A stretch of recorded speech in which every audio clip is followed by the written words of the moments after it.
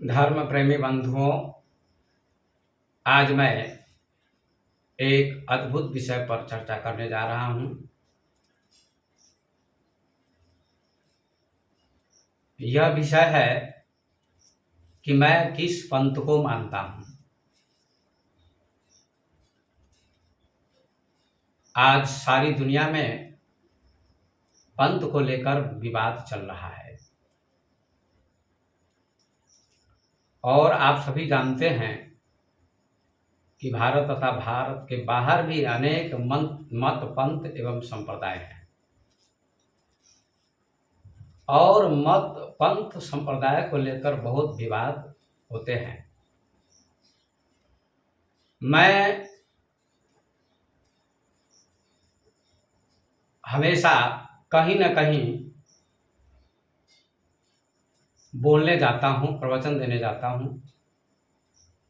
कभी 5,000 की भीड़ में बोलने का मौका मिलता है, कभी 2,000 की भीड़ में बोलने का मौका मिलता है, कभी 200 लोगों के बीच में बोलने का मौका मिलता है और कभी अकेले में भी बोलने का मौका मिलता है। आज का मेरा विषय है कि मैं किस पंथ को मानता हूँ। जब मैं किसी सभा में बोलता हूँ तो लोग प्रश्न करते हैं कि आप किस पंथ को मानते हैं, और आप सभी जानते हैं कि कोई कबीरपंथी होता है, कोई राम को मानता है, कोई बुद्ध को मानता है, कोई महावीर को मानता है, कोई ईसा मसीह को मानता है। इस प्रकार से अनेक मत पंथ हैं दुनिया में, और मुझसे भी लोग प्रश्न करते हैं कि आप किस पंथ को मानते हैं, क्योंकि मैं कभी कबीर पर भी बोलता हूँ और कभी राम पर भी बोलता हूँ, रामायण की कथा भी करता हूँ और कभी भागवत की कथा भी करता हूँ। ज़्यादातर भागवत की कथा करता हूँ। तो लोग भ्रम में पड़ जाते हैं कि बाबा किस पंथ को मानते हैं। तो मैं आज स्पष्ट कर देना चाहता हूँ कि पंथ को लेकर लोगों के मन में जो भ्रम पैदा हो जाता है, संदेह पैदा हो जाता है कि बाबा किस पंथ को मानते हैं। एक पंथ को तो मानते नहीं, क्योंकि कभी कबीर पर बोलते हैं, कभी नानक पर बोलते हैं, कभी बुद्ध पर बोलते हैं, कभी राम पर बोलते हैं, कभी कृष्ण पर बोलते हैं, कभी ईसा मसीह पर भी बोलते हैं। तो लोग चक्कर में पड़ जाते हैं, लेकिन चक्कर में पड़ने की जरूरत नहीं है, भ्रम में पड़ने की जरूरत नहीं है। मैं आपको बता देना चाहता हूं कि मैं किसी पंथ को नहीं मानता हूं। न मैं कबीरपंथी हूं, न मैं रामानंदी हूं, न मैं बौद्ध हूं, न मैं जैन हूं, न मैं ईसाई हूं। ये सारे मत पंथ एवं संप्रदाय हैं। धर्म से इनका कुछ भी लेना देना नहीं है। तो आपके मन में संदेह होगा, प्रश्न होगा, शंका होगी कि आप किस पंथ को मानते हैं। कोई ना कोई पंथ को तो व्यक्ति मानता ही है। बिना पंथ के कोई कैसे जीवित रहेगा, बिना पंथ के कोई कैसे पहुंचेगा परमात्मा तक, भगवान तक। हाँ, मैं पंथ को मानता हूं, लेकिन किस पंथ को मानता हूं इसको मैं स्पष्ट करने जा रहा हूं। इसको समझने का प्रयास करें। पंथ को लेकर दुनिया में विवाद चल रहे हैं, लड़ाई चल रही है, संघर्ष चल रहा है। बौद्ध जैन लड़ते हैं, हिंदू मुसलमान लड़ते हैं, ईसाई यहूदी लड़ते हैं। विवाद चलते रहते हैं, लड़ाइयाँ चलती रहती हैं, संप्रदायों को लेकर, मतों को लेकर, पंथों को लेकर। ये बहुत बड़ी विडंबना है।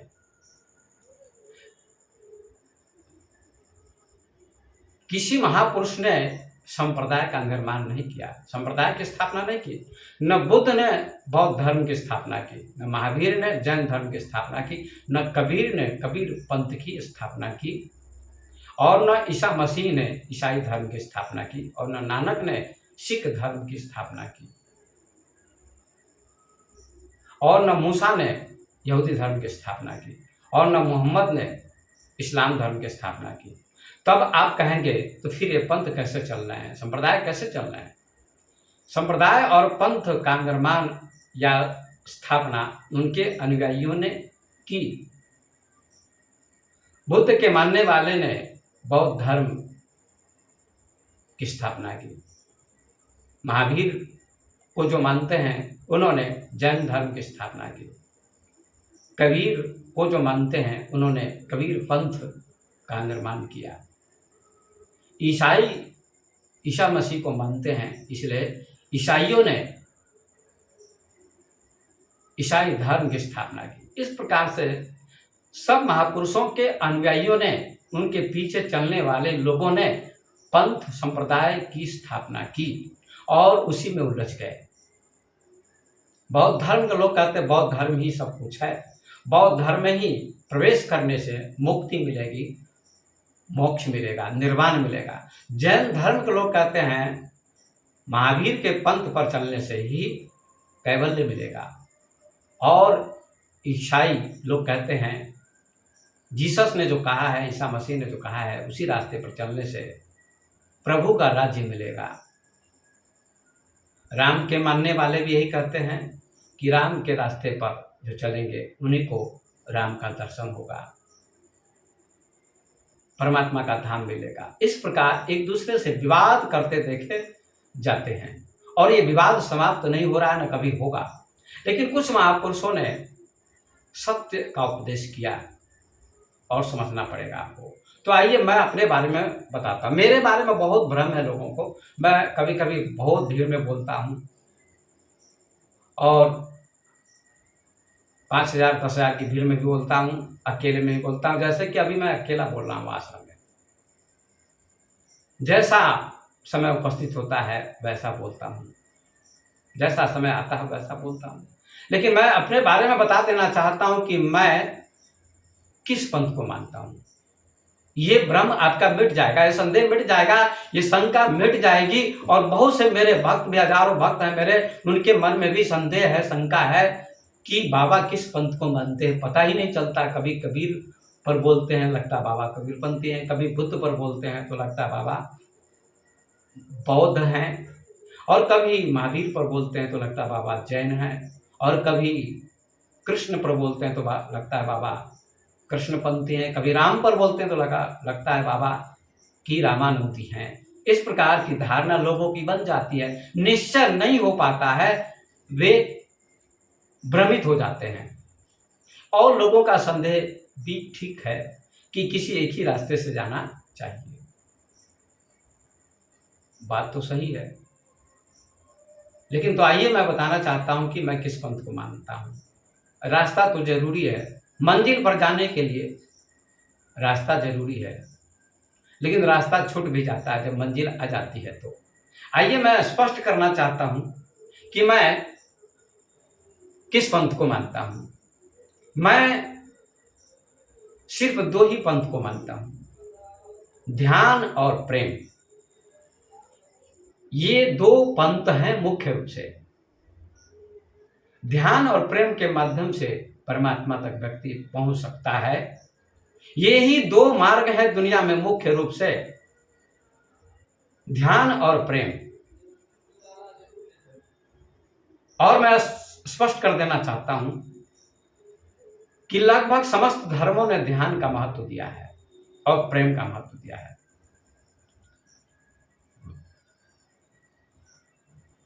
कोई ध्यान का महत्व नहीं भी देता है तो प्रेम का महत्व देता है, कोई प्रेम का महत्व नहीं देता है तो ध्यान का महत्व देता है। लेकिन ध्यान और प्रेम जैसे नदी के 2 तट होते हैं, ऐसे ध्यान और प्रेम जीवन रूपी नदी के 2 तट हैं। ध्यान और प्रेम के माध्यम से व्यक्ति परमात्मा तक पहुंच सकता है, स्वयं को जान सकता है। जैसे दिन और रात होते हैं, ऐसे ही जैसे हाथ 2 हैं, पैर 2 हैं, आंखें 2 हैं, नाक के छेद 2 हैं, स्त्री और पुरुष हैं, ऐसे ही ये 2 मार्ग है, ध्यान और प्रेम। जैसे पक्षी के 2 पंख होते हैं, 2 पंखों के माध्यम से पक्षी आकाश में उड़ता है। इसी प्रकार से 2 पंथ हैं, दो मार्ग है। पंथ माने मार्ग, रास्ता। ध्यान कीजिए या प्रेम कीजिए। और इसके और भी 3 सहायक साधन हैं। ध्यान और प्रेम के 3 सहायक साधन है: समर्पण, भक्ति और ज्ञान। कैसे ध्यान करना चाहिए, कितनी देर ध्यान करना चाहिए, ध्यान क्या है, इसका नाम ज्ञान है। जैसे कोई महिला भोजन बनाती है तो भोजन कैसे बनाना चाहिए, कितना नमक डालना चाहिए सब्जी में, ये ज्ञान है। और भक्ति भी होनी चाहिए, भाव से सब्जी बनानी चाहिए, ये भक्ति है। और प्रेम भी होना चाहिए, प्रेम पूर्वक भोजन बनाना चाहिए। इन तीनों की जरूरत है। ऐसे ही ध्यान और प्रेम के अलावा 3 और सहायक साधन हैं जिनके माध्यम से परमात्मा को जाना जा सकता है। वे हैं समर्पण, प्रेम और ज्ञान। ध्यान को भी समझने के लिए प्रेम की जरूरत है, ज्ञान की जरूरत है, समर्पण की जरूरत है और भक्ति की जरूरत है। जैसे हमारे हाथ में, आपके हाथ में 5 अंगुलियां होती हैं। जब हम भोजन करते हैं तो 5 अंगुलियां जुड़ जाती हैं, तभी हाथ में भोजन आता है, ग्रास बनता है, मुंह में जाता है। एक अंगुली से काम नहीं चलेगा, 2 अंगुलियों से काम नहीं चलेगा, 5 अंगुलियों की सहायता लेनी पड़ती है, तभी भोजन मुंह में जाता है। इसी प्रकार से हमारे जीवन में ध्यान और प्रेम 2 मुख्य मार्ग हैं, पंथ हैं, और 3 सहायक साधन है। ज्ञान की भी जरूरत है। कितना ध्यान करना चाहिए, कैसे ध्यान करना चाहिए, इसका नाम ज्ञान। और समर्पण भी होना चाहिए। जैसे मछली जल के लिए समर्पित हो जाती है, बच्चा माँ के लिए समर्पित हो जाता है, पत्नी पति के लिए समर्पित हो जाता है, शिष्य गुरु के लिए समर्पित हो जाता है, इसका नाम समर्पण है। अपने को समर्पित कर दीजिए गुरु के प्रति, परमात्मा के प्रति, इसका नाम समर्पण है। और प्रेम भी होना चाहिए। प्रेम तो आप जानते ही हैं, राधा का प्रेम था कृष्ण के प्रति, मीरा का प्रेम था कृष्ण के प्रति, सबरी का प्रेम था राम के प्रति। ऐसे शिष्य का प्रेम गुरु के प्रति होना चाहिए। तो प्रेम भी होना चाहिए और भक्ति भी होनी चाहिए। भक्ति माने भाव। भाव के बिना कुछ नहीं होता है, भक्ति की भी जरूरत है। आप बाजार में जाते, सब्जी खरीदते, सब्जी का भाव होता है। ऐसे ही परमात्मा के लिए भी, गुरु के लिए भी, ईश्वर के लिए भी भाव होना चाहिए। हृदय में भाव होना चाहिए। भाव के बिना कुछ नहीं होता। तो ये 5 मुख्य रूप से पंथ हैं, मुख्य रूप से नहीं, गौण रूप से 2 मुख्य पंथ हैं, 2 मुख्य मार्ग हैं, ध्यान और प्रेम, और 3 सहायक मार्ग हैं, सहायक पंथ हैं, प्रेम, भक्ति और ज्ञान। इन 5 के बिना काम नहीं चल सकता। किसी भी धर्म में इन 5 की जरूरत होती है। इन 5 का खंडन कोई भी धर्म नहीं कर सकता, कोई भी पंथ नहीं कर सकता, चाहे वो राम को मानने वाले राम को मानते हैं, कृष्ण को जो मानते हैं, वे भी इन 5 चीजों को इनकार नहीं कर सकते। जो ईसा मसीह को मानते हैं, वे भी 5 चीजों को इनकार नहीं कर सकते। जो कबीर को मानते हैं, वे भी इन 5 चीजों को इनकार नहीं कर सकते। जो नानक को मानते हैं, जो बुद्ध और महावीर को मानते हैं, वे भी इन 5 चीजों को इनकार नहीं कर सकते, अस्वीकार नहीं कर सकते। इन 5 चीजों को स्वीकार करना ही पड़ेगा। ये 5 चीजें स्वीकार करनी पड़ती हैं: ध्यान, प्रेम, भक्ति, ज्ञान और समर्पण। तो मेरे सज्जनों, मैं ध्यान और प्रेम इन 2 पंथों को मानता हूं। इनका खंडन दुनिया में कोई नहीं कर सकता है। बुद्ध ने ध्यान के मार्ग से सत्य को जाना। उन्होंने ध्यान किया, निरंतर 6 वर्षों तक ध्यान किया, बोध गया में पीपल वृक्ष के नीचे, और सत्य को जाना, अपने को जाना, परमात्मा को जाना। ध्यान के माध्यम से बुद्ध ने सत्य तक पहुंचकर अपने को जाना। महावीर ने भी ध्यान किया और सत्य को जाना या स्वयं को जाना। और ईसाई धर्म को जो मानते हैं, वे प्रेम को मानते हैं या सेवा को मानते हैं। विशेष सेवा की भावना ईसाइयों में होती है। तो प्रेम के माध्यम से ईसाई, सेवा के माध्यम से ईसाई परमात्मा तक पहुंचते हैं। सेवा को माध्यम मानते हैं। और प्रेम को भी मानते हैं, क्योंकि ईसा मसीह ने कहा है लव इज गॉड, परमात्मा प्रेम है। और जो राम को मानते हैं वे भी प्रेम को ही मानते हैं कि प्रेम के माध्यम से राम को जाना जा सकता है। क्योंकि तुलसीदास जी ने लिखा है राम ही केवल प्रेम प्यारा, जान लेहु जो जाननी हारा। राम को प्रेम के द्वारा ही जाना जा सकता है। हरि व्यापक सर्वत्र समाना, प्रेम ते प्रकट हुई मैं जाना। ये भी उन्होंने कहा है कि हरि सर्वत्र है, व्यापक है, और प्रेम के माध्यम से ही वो प्रकट होता है। बड़ी महिमा गाई प्रेम की तुलसीदास जी ने। कबीर ने भी प्रेम की महिमा गाई है। पोथी पढ़ी पढ़ी जगमुआ पंडित भयान होय, ढाई आकर प्रेम का पढ़े सो पंडित होय। प्रेम के 2.5 अक्षर को जो पढ़ लेता है वही पंडित होता है, बाकी कोई पंडित नहीं होता। शास्त्रों को पढ़ने से पंडित नहीं होता, विद्वान बनने से पंडित नहीं होता। प्रेम के 2.5 अक्षर को जो पढ़ लेता है, जीवन में अपनाता है प्रेम को जो जानता है वही पंडित होता है।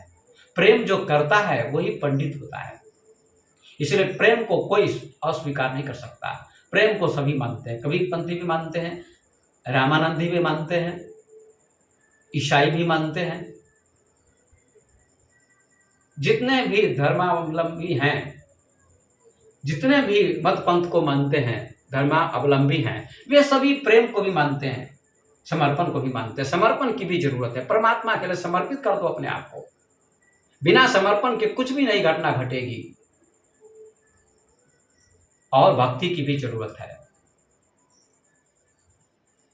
लेकिन मुख्य रूप से मैं 2 पंथों की बात करता हूं। मैं 2 पंथ को मानता हूं। पंथों के चक्कर में मत पड़िए।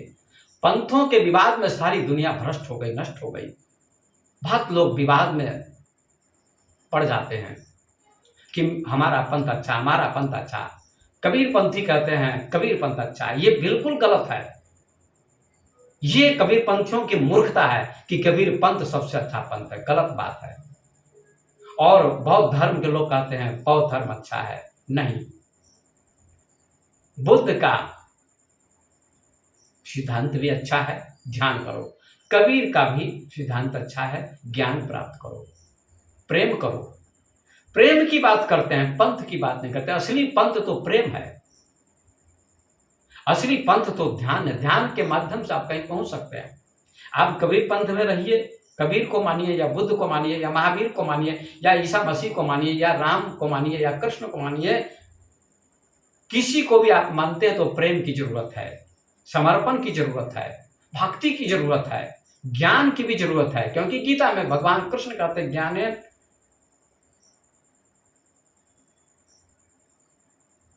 ज्ञान के समान कुछ भी पवित्र नहीं है।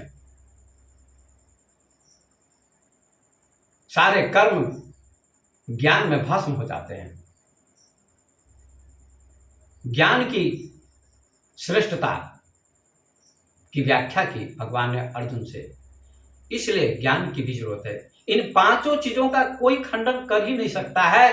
तो आप सुन लीजिए ध्यान से और ये 5 चीजें जीवन में अपना लीजिए तो आपका कल्याण हो जाएगा। और मैंने बहुत सारे ग्रंथों का अध्ययन किया, बहुत सारे ग्रंथों का अध्ययन किया। गीता का भी मैंने अध्ययन किया है, रामचरितमानस का भी अध्ययन किया है, भागवत का भी मैंने अध्ययन किया और भागवत की कथा भी मैं करता हूँ, करता था। और उपनिषद का भी मैंने अध्ययन किया है और कुरान का भी मैंने अध्ययन किया है, बाइबिल का भी अध्ययन किया है, बहुत सारे ग्रंथों का अध्ययन किया है। और बहुत सारे महापुरुषों को मैं बचपन से जानता हूँ। बुद्ध को, महावीर को, कबीर को, नानक को, शंकराचार्य को, विवेकानंद को, गोरख को, दादू को, दरिया को, मीरा को, पलटू को, पतंजलि को, कणाद को, कपिल को, अष्टावक्र को, बहुत सारे संतों को मैं बचपन से जानता हूं। लेकिन गहराई रूप से मैं नहीं जानता था। गहराई रूप से उन संतों को कब मैंने जाना, जब मैंने भारत के बहुत प्रसिद्ध ज्ञानी हुए, बुद्ध पुरुष हुए, आचार्य रजनीश उनके साहित्य का मैंने अध्ययन किया। बचपन से मैं कबीर को जानता था, लेकिन कबीर को गहराई से नहीं जानता था। थोड़ा बुद्ध को भी जानता था, थोड़ा महावीर को भी जानता था, थोड़ा नानक को भी जानता था, अष्टावक्र को, शंकराचार्य को, बहुत सारे संतों को थोड़ा थोड़ा जानता था, लेकिन गहरा अध्ययन नहीं था, गहरा ज्ञान उनके संबंध में नहीं था। जब मैंने ओशो का अध्ययन किया, ओशो के साहित्य का अध्ययन किया, तो मुझे उन संतों के बारे में गहराई का पता चला। बुद्ध को अब मैं सही से जानता हूँ, जब से मैंने ओशो के साहित्य का अध्ययन किया, ओशो की पुस्तकों का अध्ययन किया, तो तब मैं बुद्ध को अच्छी तरह से जानता हूँ। बुद्ध को भी मैं सही रूप से नहीं जानता था। बुद्ध का ध्यान क्या है, बुद्ध ने कैसे निर्वाण प्राप्त किया, कैसे ध्यान किया, इसके बारे में मैं सही से नहीं जानता था। थोड़ा बहुत जानता था, नाम सुना था, लेकिन गहराई से नहीं जानता था। लेकिन जब से मैंने बुद्ध पर ओशो ने बहुत सारे व्याख्यान दिए हैं, 12 भागों में उनकी पुस्तकें प्रकाशित हुई हैं बुद्ध के ऊपर, और लगभग मैंने 12 पुस्तकों का अध्ययन किया है और बहुत गहराई से व्याख्या की है। बौद्ध धर्म के विद्वान जैसी व्याख्या नहीं कर पाए हैं, वैसी व्याख्या ओशो ने की है बुद्ध की।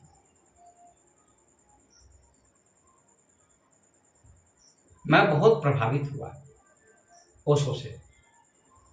नानक के बारे में भी उन्होंने व्याख्या की, एक ओंकार सतनाम, और कबीर के बारे में भी उन्होंने बहुत व्याख्या की है।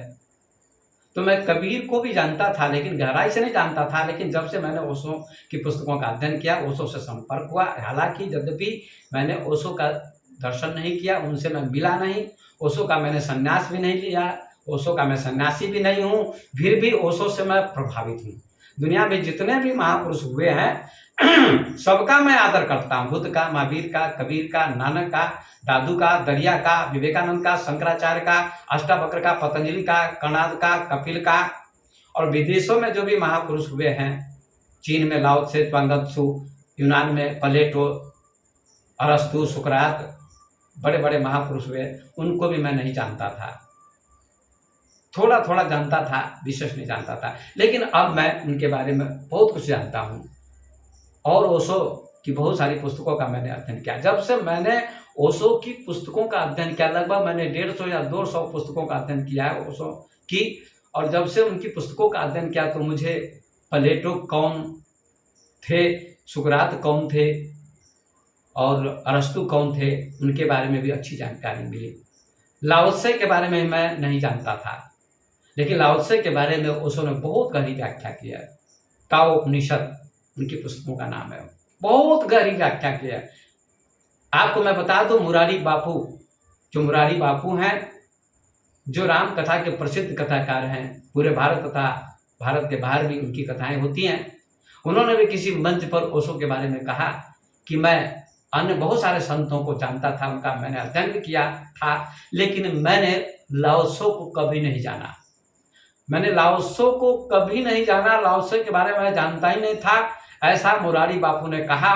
और जब मैंने ओशो का अध्ययन किया तो कभी किसी पुस्तक में लाओ त्से की चर्चा मिली, लाओ त्से का मैंने अध्ययन किया ओशो के माध्यम से।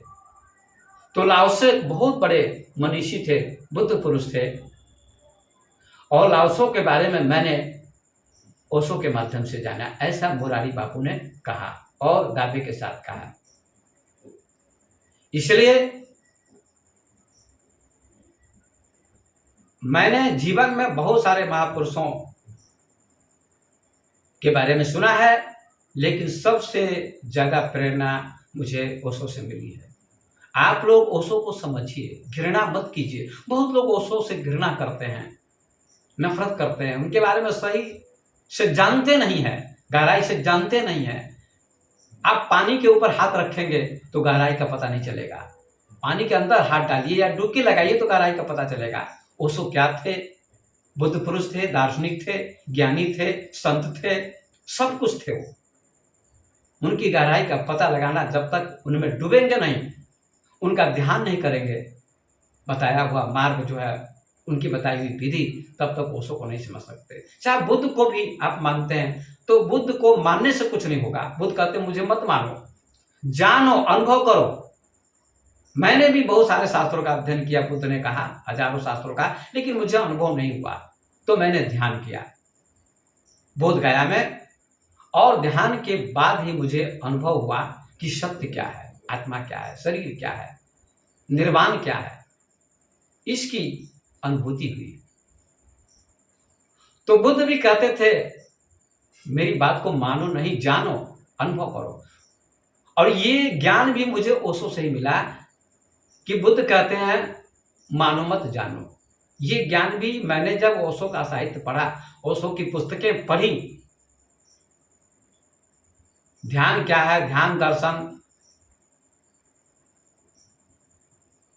ओशो ध्यान योग प्रथम और अंतिम मुक्ति, इस पुस्तक में ध्यान की 112 विधियों का वर्णन ओशो ने किया है और बहुत अच्छी व्याख्या है। आप लोग जरूर इस पुस्तक को पढ़िए। संसार में जितने भी महापुरुष हुए हैं और सारे महापुरुषों ने जो जो साधना की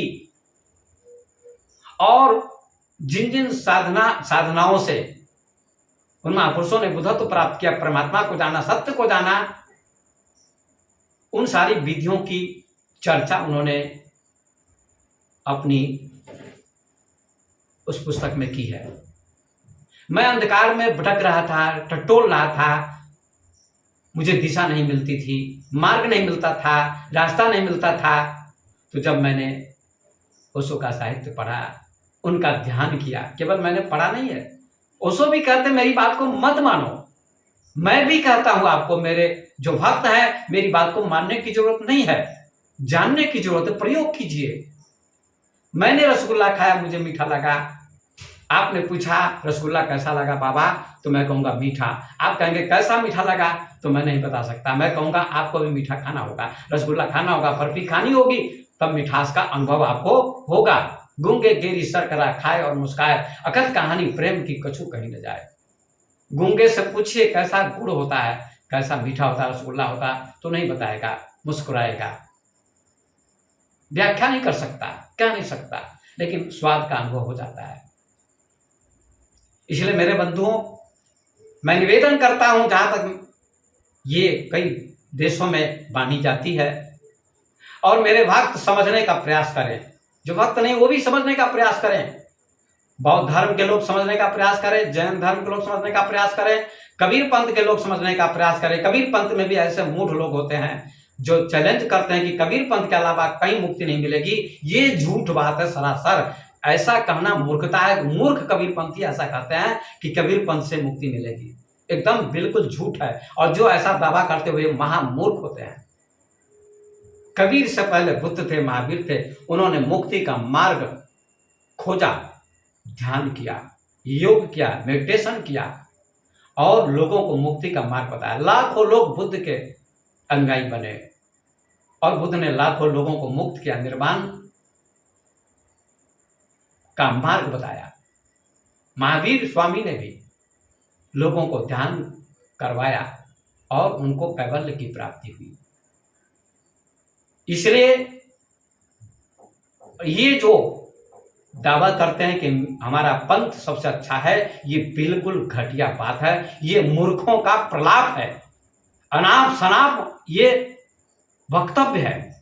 ऐसा करने वाला मूर्ख होता है, गंवार होता है, घटिया उसकी सोच होती है। इसलिए ओशो और कृष्णमूर्ति भी थे जो बुद्ध पुरुष थे, उन्होंने भी किसी पंथ मत को स्वीकार नहीं किया, कहा स्वयं को जानो, ध्यान करो। और ओशो तो और बहुआयामी बुद्ध पुरुष थे, सारी दुनिया में तहलका मचा दिया उन्होंने, इतनी क्रांति मचा दी। इसलिए मैं जिनसे प्रेरणा मिली है उनके बारे में जरूर कहूंगा। स्पष्ट वक्ता न वंच का, चाणक्य ने कहा स्पष्ट बोलने वाला ठग नहीं होता है। ओशो ने किसी को ठगने का प्रयास नहीं किया, बुद्ध ने भी किसी को ठगने का प्रयास नहीं किया, कबीर ने भी किसी को ठगने का प्रयास नहीं किया, अंधविश्वास में नहीं डाला। लेकिन समस्त महापुरुषों पर ओशो ने गहरी व्याख्या की, जैसी व्याख्या बौद्ध नहीं कर सकते, कबीर पंथ को जो मानते हैं, कबीर पंथी वैसी व्याख्या नहीं कर सकते। कबीर पंथी कहते कबीर का विवाह नहीं हुआ। ओशो ने कहा कबीर का विवाह हुआ था। कबीर विवाहित थे, उनकी पत्नी थी, उनके बच्चे थे, उनको हिमालय जाने की जरूरत नहीं पड़ी। बुद्ध को तो घर का भी त्याग करना पड़ा, लेकिन कबीर को घर त्याग करने की जरूरत नहीं पड़ी। कबीर ने कुछ भी नहीं छोड़ा और सब कुछ पा लिया। इसलिए ओशो ने कहा कबीर को मैं तीर्थंकर मानता हूं। बुद्ध भी तीर्थंकर थे, महावीर भी तीर्थंकर थे, सब ज्ञानी थे। इसलिए ईसा मसीह भी ज्ञानी थे। तो मैं कहना चाहता हूं कि मैं ध्यान और प्रेम इन दो पंथों को ही मानता हूं। मानता नहीं बल्कि जानता हूं, चलता हूं, प्रत्येक दिन ध्यान करता हूं, 20 वर्षों से ध्यान कर रहा हूं। मुझसे आप प्रश्न कर सकते हैं, पूछ सकते हैं फोन के माध्यम से, लेकिन मैं निवेदन करता हूं भारत की जनता से, भारत के लोगों से, पढ़े लिखे लोगों से कि आप सत्य को जानने का प्रयास करें, अंधविश्वास में नहीं पड़े। जो ओशो के ग्रंथों का अध्ययन कर लेगा वो दुनिया में सभी विद्वानों को समझ सकता है कि किसमें कितनी गहराई। आज जग्गी वासुदेव का बहुत प्रचार है, लेकिन मैंने जग्गी वासुदेव को भी सुना है, लेकिन मुझे कोई स्पष्ट अनुभव नहीं हुआ, मुझे संतुष्टि नहीं मिली। मुझे सबसे ज्यादा संतुष्टि ओशो से मिली है। उसके बाद कृष्णमूर्ति को मैं मानता हूँ, फर्स्ट नंबर में ओशो को मानता हूँ, क्योंकि उनके माध्यम से मुझे बहुत प्रकाश मिला है। मैं भटक रहा था, टटोल रहा था, लेकिन मुझे ओशो के माध्यम से मार्ग मिला, ध्यान कैसे करना चाहिए, और निरंतर मैं ध्यान करता हूँ। मुझे प्रेम भी है सभी महापुरुषों से। उन्होंने कहा प्रेम भी करो, ध्यान भी करो और समर्पण भी करो। इस बात का खंडन कोई भी नहीं कर सकता। कोई कहता है एक ही रास्ते से जाने से मुक्ति मिलेगी, हाँ मिलेगी, लेकिन 4 रास्ते हैं या 5 रास्ते हैं तो किसी रास्ते से जाने से आपको मुक्ति मिल सकती है, लेकिन इन 5 रास्तों को स्वीकार करना पड़ेगा आपको। ध्यान, प्रेम, भक्ति, ज्ञान और समर्पण, इन 5 चीजों की जरूरत है। जैसे 5 अंगुलियां हमारे पास हैं एक हाथ में और 5 अंगुलियों से भोजन किया जाता है, ऐसे इन 5 चीजों की जरूरत है। भगवान कृष्ण को मानने वाले लोगों ने प्रेम से कृष्ण को प्राप्त किया। अवतारी पुरुषों में सबसे ज्यादा मैं कृष्ण को मानता हूं। जितने भी अवतारी पुरुष हुए हैं 24 अवतार, उन सभी 24 अवतारों के अपेक्षा मैं कृष्ण के प्रति समर्पित हूं, क्योंकि कृष्ण प्रेम के अवतार थे, बहुआयामी थे। कभी युद्ध के मैदान में भी चले जाते थे अर्जुन के साथ, महाभारत के युद्ध में भी, और अर्जुन को उकसाते युद्ध करो। और कभी गोपियों के साथ रास लीला करते हैं, राधा के साथ हाथ पकड़ के, गोपियों के साथ हाथ पकड़ के रास लीला करते हैं, नाचते हैं, नृत्य करते हैं। कृष्ण बहुआयामी भगवत्ता को उपलब्ध पुरुष थे, वे भगवान थे। इसलिए कृष्ण को प्रेम से जाना जा सकता है। समस्त गोपियों ने कोई साधना नहीं की थी, कोई ध्यान नहीं किया था, समर्पण था गोपियों का, प्रेम था। और समर्पण हो जाए 100% तो परमात्मा की प्राप्ति हो सकती है। इसलिए आप विवाद न करें। मैं 2 पंथ को मानता हूं, ध्यान और प्रेम। और कान खोलकर आप लोग सुन लीजिए, इन 5 चीजों को आप जान लेंगे। मुख्य रूप से 2 पंथ, 2 मार्ग, ध्यान और प्रेम। ध्यान से बुद्ध ने प्राप्त किया सत्य को, ध्यान से महावीर ने प्राप्त किया सत्य को, होश से कबीर ने या प्रेम से कबीर ने प्राप्त किया सत्य को, ईश्वर को, भगवान को। ईसा मसीह ने सेवा से, प्रेम से ईश्वर को जाना, स्वर्ग का राज्य प्राप्त किया। नानक ने एक ओंकार सतनाम कहा और इस्लाम धर्म के लोगों ने इबादत की और करते हैं। इबादत भी एक प्रेम है, तो प्रेम को कोई अस्वीकार नहीं कर सकता और भक्ति को भी कोई अस्वीकार नहीं कर सकता और ध्यान को भी अस्वीकार नहीं कर सकता। इसलिए आप पंथ में मत उलझिए, मत उलझिए पंथ में, मत बौद्ध जैन बनिए, मत कबीर पंथी बनिए, मत सिख पंथी बनिए, मत ईसाई बनिए, मत यहूदी बनिए, मत इस्लाम बनिए, आप बनिए प्रेमी। पांचों को स्वीकार करें, ध्यान को, प्रेम को, भक्ति को, ज्ञान को और समर्पण को। लेकिन लोग लड़ते हैं, विवाद करते हैं।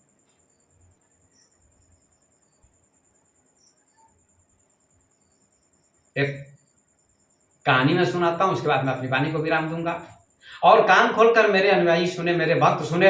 मेरे भक्तों को बहुत कंफ्यूजन रहता है, बहुत संदेह रहता है कि विवेक बाबा किस पंथ को मानते हैं। आज स्पष्टीकरण मैंने कर दिया कि मैं किसी पंथ को नहीं मानता, ध्यान और प्रेम को मानता हूं। और भी 3 चीजें हैं, उनकी भी जरूरत है। हमारे जीवन में इन 5 चीजों की जरूरत है। आप लोग बड़े प्रेम से सुनिए। जो भी यूट्यूब के माध्यम से जाएगा ये मेरा प्रवचन देश विदेश में, तो जरूर सुनने का प्रयास करें। लाइक भी करेंगे, सब्सक्राइब भी करेंगे, शेयर भी करेंगे, ये मेरा निवेदन है।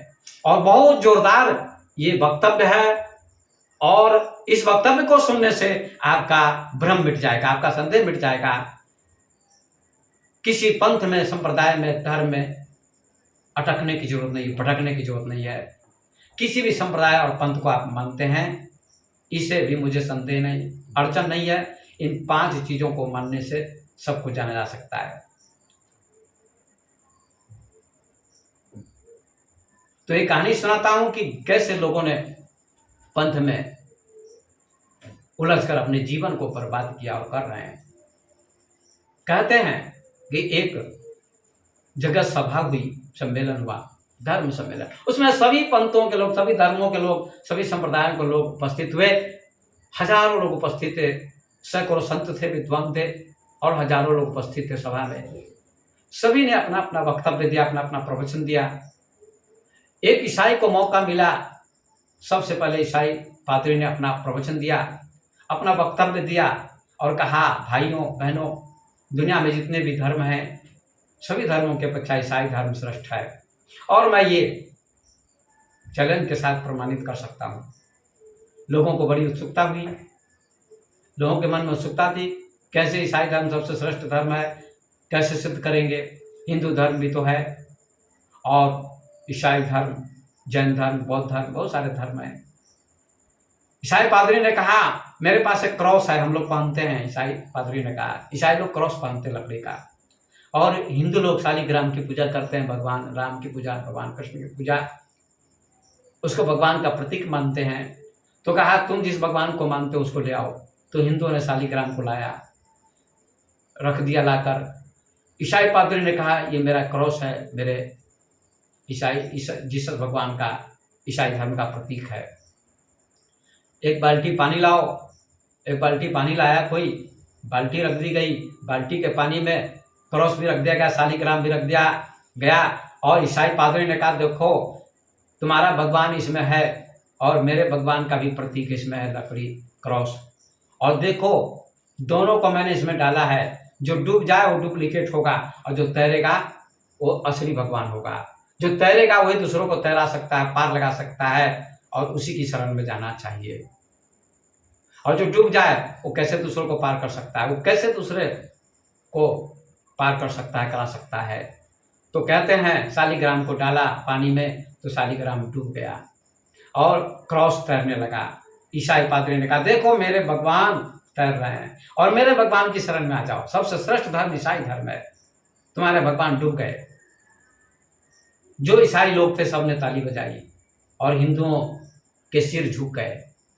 हिंदू लोगों ने कहा, मेरे भगवान को डुबा दिया, ये मेरे शालिग्राम भगवान डूब गए पानी में, कैसे होगा।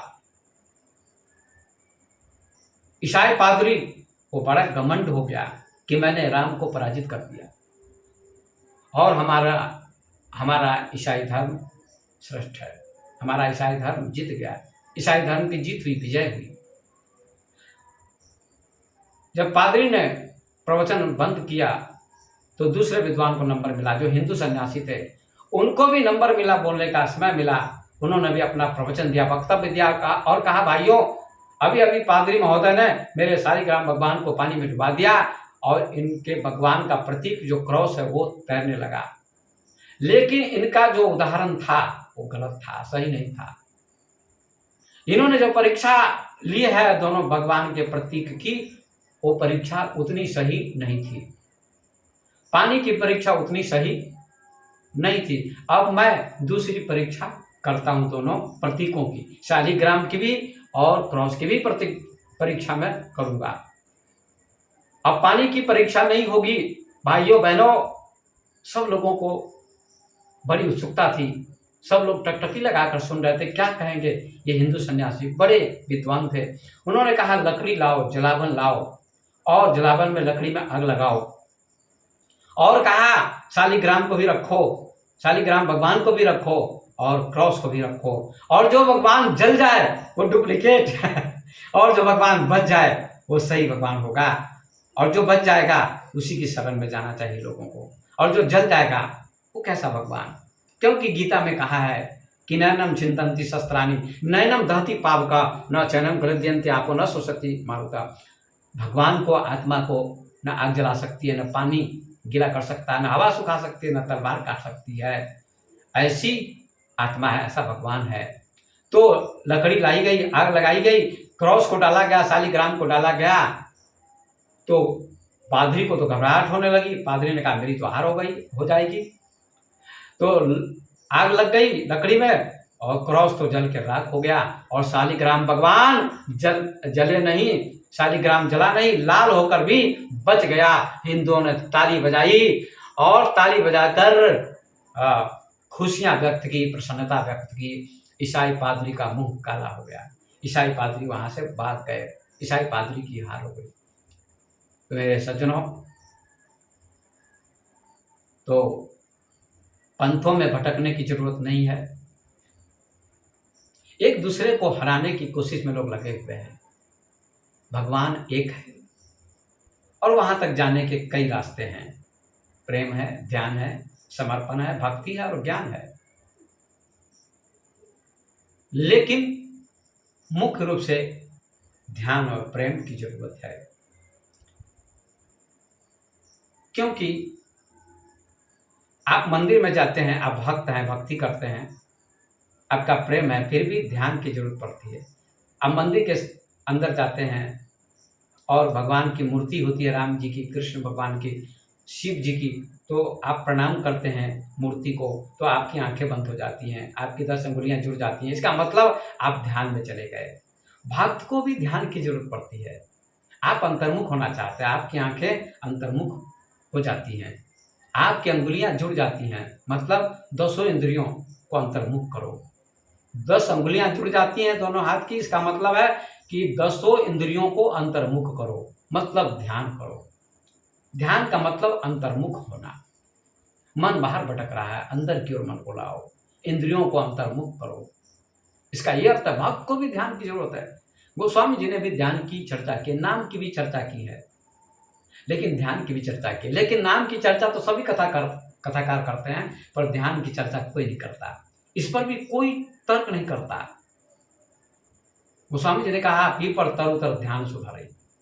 पीपल वृक्ष के नीचे काकभूषुंडी जी ध्यान करते थे। पीपल तरुतर ध्यान सुधारी, जप जग पाकड़ तर करे। पाकड़ के पेड़ के नीचे काकभूषुंडी जी जप और यज्ञ करते थे। आम छा करी मानस पूजा, आम के पेड़ के नीचे मानस पूजा करते थे। बटतर कह हरि कथा प्रसंगा, और बड़ के वृक्ष के नीचे वे हरि की कथा, राम की कथा करते थे, और गरुड़ जी सुनते थे और पशु पक्षी सुनते थे, शिव जी भी जाकर सुनते थे। ऐसा लिखा है रामचरितमानस के उत्तरकांड में। तो ध्यान का भी महत्व दिया है गोस्वामी जी ने, ये बात नहीं है। लेकिन ध्यान की चर्चा कोई कथाकार नहीं करता है, ये दुर्भाग्य है। केवल नाम नहीं अटका देते हैं। नाम की भी जरूरत है, लेकिन नाम के साथ साथ ध्यान की भी जरूरत है। नाम से आगे ध्यान की यात्रा है। इसलिए मैं निवेदन करता हूँ कि ध्यान को समझने का प्रयास करें। तो ओशो जी ने, जो बहुत बड़े दार्शनिक थे, बुद्ध पुरुष थे, ज्ञानी थे, उन्होंने किसी महापुरुष का तिरस्कार नहीं किया, अपमान नहीं किया, समस्त महापुरुषों को उजागर किया है। भगवान कृष्ण की गीता पर भी गहरी व्याख्या की, और साक्षी कृष्ण और रासलीला की भी बहुत सुंदर व्याख्या की है। जैसी व्याख्या, जैसा वर्णन ओशो ने रासलीला का किया है, शायद ही कोई हिंदू सन्यासी ऐसी व्याख्या कर पाएगा।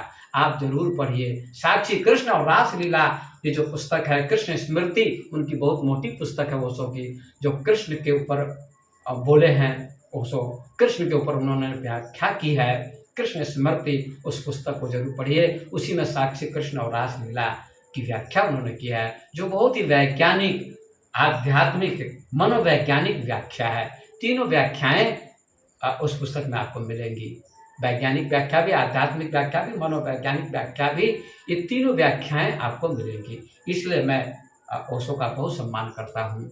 और वो बुद्ध पुरुष थे और भारत के तथा बाहर के समस्त महापुरुषों पर उन्होंने व्याख्यान दिया है, बहुत सुंदर व्याख्या किया, वर्णन किया है। इसलिए ओशो से आप नफरत न करें, ओशो को जानने का प्रयास करें और ओशो को पढ़ें जरूर, और किसी की कही हुई बातों पर न चलें, क्योंकि पढ़े लिखे लोग भी अपशब्द बोलते हैं ओशो के बारे में। ये दुर्भाग्य लोगों का, ये दुर्भाग्य है। महापुरुष को नहीं समझते, जब जीवित होते हैं। बुद्ध को भी लोगों ने नहीं समझा, पत्थर मारा, महावीर को भी नहीं समझा, कान में कीले ठोक दी, और ईसा मसीह को सूली दे दी, कबीर को भी पत्थर मारा और मीरा को जहर दिया। ऐसे ओशो को भी लोगों ने नहीं समझा, जो ओशो बहुत सत्यवादी, क्रांतिकारी, मैं समझता हूँ पृथ्वी पर बहुत सारे क्रांतिकारी हुए, सत्यवादी हुए, बुद्ध, महावीर, कबीर, नानक, ईसा मसीह, सुकरात, लाओ त्से, बहुत सारे क्रांतिकारी लोग हुए, सभी का मैं आदर करता हूँ। लेकिन उन सभी क्रांतिकारियों की अपेक्षा ओशो बहुआयामी क्रांतिकारी थे, जिन्होंने दुनिया में तहलका मचा दिया। सत्य की आंधी दुनिया में उन्होंने लाई, सत्य का तूफान लाया, ध्यान का तूफान उन्होंने लाया, और ध्यान के तूफान से लाखों लोग उनके सानिध्य में जाकर रूपांतरित हुए।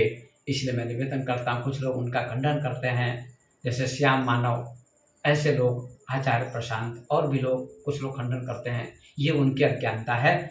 ओशो की गहराई को समझे, ओशो का सम्मान करें। आप बुद्ध का सम्मान करते हैं, अच्छी बात है। आप महावीर का सम्मान करते हैं, अच्छी बात है। आप भगवान कृष्ण का सम्मान करते हैं, अच्छी बात है। आप भगवान राम का सम्मान करते हैं, अच्छी बात है। लेकिन ओशो का भी सम्मान करें। ओशो एक दिव्य पुरुष थे, ओशो प्रेम के अवतार थे, जिन्होंने दुनिया से युद्ध विदा करने के लिए अथक प्रयास किया कि दुनिया से युद्ध बंद हो जाना चाहिए। और उन्होंने कहा जब तक राष्ट्र रहेंगे तब तक युद्ध चलता रहेगा, इसलिए दुनिया से युद्ध विदा हो जाना चाहिए। यद्यपि भारत के बारे में उन्होंने बहुत सुंदर व्याख्या की है। भारत एक अनूठी संपदा, भारत एक सनातन यात्रा, और भारत का भविष्य, भारत की खोज, ऐसी अनेक पुस्तकें हैं। बहुत सारा व्याख्यान उन्होंने भारत के ऊपर भी दिया है, बहुत सुंदर व्याख्यान दिया है। आप जरूर पढ़िए, भारत एक अनूठी संपदा। मैंने पुस्तक पढ़ी, बहुत सुंदर भारत के बारे में व्याख्यान दिया है। इसलिए मैं निवेदन करता हूँ कि आप ओशो से नफरत न करें। ओशो माने ज्ञानी, ओशो एक बुद्ध पुरुष थे, बुद्ध की भांति, कबीर की भांति, और सारे महापुरुषों का वे संगम थे। जैसे सागर में सारी नदियां समा जाती हैं, ऐसे ओशो अपने में सबको समाये हुए हैं। ओशो को आपने पढ़ा या ध्यान किया या अध्ययन अगर करेंगे तो सारे महापुरुषों को आप समझ जाएंगे। सारे महापुरुषों का संगम है ओशो, ये मैं आपसे निवेदन करता हूँ, जरूर पढ़िए। तो मैं अपनी वाणी को विराम देता हूँ। तो मैंने स्पष्ट कर दिया कि ध्यान और प्रेम ये दो मुख्य पंथ हैं जिनको मैं मानता हूँ, और सभी को इस बात का चिंतन करना चाहिए, सभी को समझने का प्रयास करना चाहिए। तो आपकी आंखें खुलेंगी, आपका अंधविश्वास मिटेगा, आपका भ्रम मिटेगा। तो समझने का प्रयास करें। सभी सयाने एक मत, सभी बुद्ध पुरुषों का एक ही मत है। राम को प्रेम से जाना जा सकता है, भगवान कृष्ण को प्रेम से जाना जा सकता है, ईसा मसीह को प्रेम से जाना जा सकता है, तो और ध्यान से भी जाना जा सकता है। जिसकी जो मर्जी ध्यान भी करें, प्रेम भी करें, लेकिन नफरत न करें, घृणा न करें किसी से, ये मैं निवेदन करता हूँ। मैं भी ओशो की बात मानता नहीं हूँ, ओशो को जानता हूँ। ओशो कहते मेरी बात मत मानो, जानो, और मैंने जाना है, अनुभव किया है, ध्यान किया है। 10 साल से 20 साल से मैं ओशो को पढ़ता हूँ, तो तभी से सारे महापुरुषों के प्रति मेरा आदर हुआ है, और गहराई से मैंने लाओ त्से को जाना है, च्वंग त्सु को जाना है, और सुकरात को जाना है, और पतंजलि को जाना है, कपिल कनाद को जाना है, और अष्टावक्र को जाना है, शंकराचार्य को जाना है, विवेकानंद को जाना है, और दादू दरिया को जाना है। ओशो के माध्यम से मैंने सैकड़ों महापुरुषों को जाना है और जानता हूँ। इसलिए मैं ओशो का बहुत बहुत आदर करता हूँ। साथ में सभी महापुरुषों का मैं आदर करता हूँ।